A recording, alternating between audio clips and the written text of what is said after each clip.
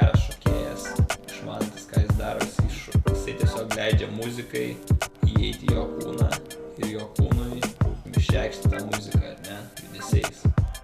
Šokis tai, man yra visas gyvenimas. Viskas, nieko, neiškeisiu jau viskas, mirsiu. Neiškeisiu to dalyko. Padėkim vieni kitiem, galų gale susivienykim ir kažką parodykim. Nei vienas judesys, nei vienas šokis nėra šūdas, jeigu jis daromas negerai. Me, I cannot reproduce it. I feel it. It's like I cannot reproduce that flow. And first time I saw it, I was like, this flow has to be seen somewhere because they have something. I'm tired of seeing American flow, German flow, French flow. I'm tired of it now. I want to see something new. And I saw it, I was like, oh, and they're here.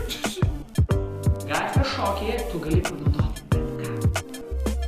Tai yra nieko daugiau išskyrus savęs parodymas tam tikrų ritmų. Tiesiog saviraiškos būdas, tai yra nieko daugiau.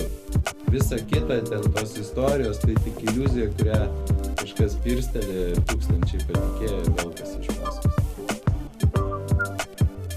Pirmoji eilė. Gerbti žmonės tos, kurie šoka. Tai yra nebūtinai geriausi. Visus. Man atrodo, jeigu šokėjas pradeda galvoti, kad jis viską moka, jis jau mirė.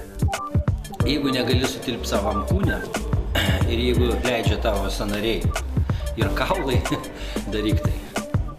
Iš tikrųjų viskas gyvenime priklauso nuo tavęs paties ir jeigu tu nori būti geras šokėjas, jeigu tu nori šokti, tu jo tapsi.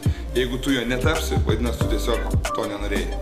Bet aš tikiuosi, kad ateitis bus ir ateitis būsi tu.